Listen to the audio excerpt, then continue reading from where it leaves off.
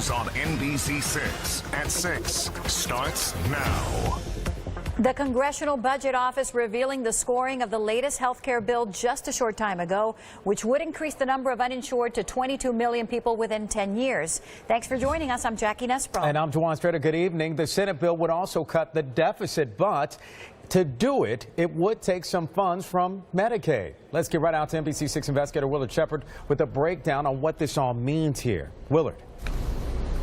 Okay, good afternoon to you, Juwan. We've been crunching these numbers since this came out a short time ago from Washington, D.C. Let us put this graphic right up here for you to show you what these numbers look like coming from the Congressional Budget Office on this Senate bill. They're saying in 2018, there are 15 additional million people who will not be able to have health care insurance. That number rises to 19 million in the year 2020, and then in the year 2026, 22 million people without health care insurance, and additional numbers compared to Obamacare.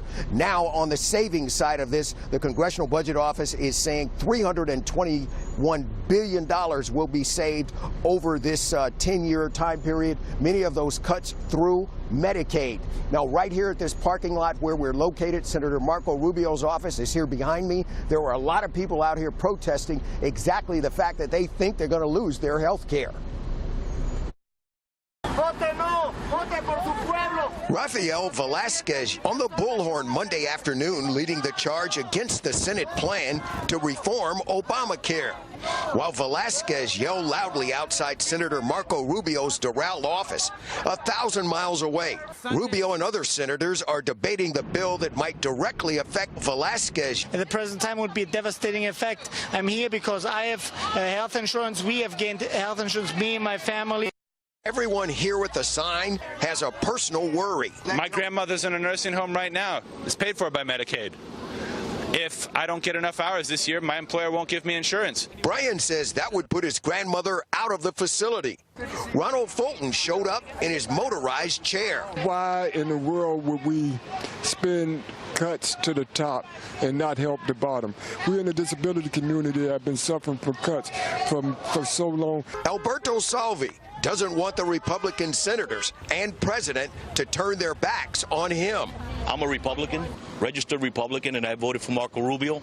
And I feel what's going on right now is a travesty to the disabled community, to the seniors, and the most vulnerable citizens in this community. Congresswoman Ileana Ross-Lakeman today emphasized Senate leaders might be able to get it approved. Mitch McConnell, he's a master legislator, and he knows how to count the votes. He could maybe have the votes to pass it. And Senator Rubio was on Facebook a few days ago. So it may take me one day to figure out where I am. It may take me a week. I think it's really important that we do it the right way. And Senator Rubio's this office a short time ago sending us an email saying that he's going to look at this from Florida's viewpoint. He wants to see exactly what the numbers have to say about residents here in Florida before finally making up his mind. Republicans have said they're tax cuts that will give people the ability to buy their own insurance. But with these numbers out now just a short time ago, obviously a lot of people taking a close look at what this will mean to them. We're live tonight at